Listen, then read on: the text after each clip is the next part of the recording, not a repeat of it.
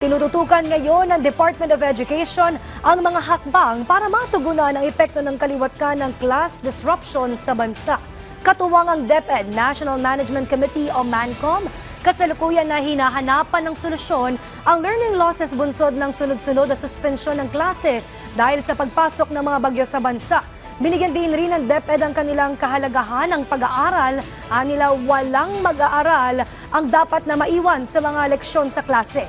Kaugnay niya nakapagtala ang kagawaran ng higit 230 paaralan na nasa very high risk sa learning losses dahil sa mga suspensyon ng klase, habang hindi naman bababa sa 4,700 ang high risk. Samantala, isa sa mga intervention ng kagawaran ay ang pagpapatupad ng DLP o Dynamic Learning Program bilang make-up classes at catch-up session, kung saan meron itong parallel classes, activity-based engagement, student portfolio at reduced homework policy.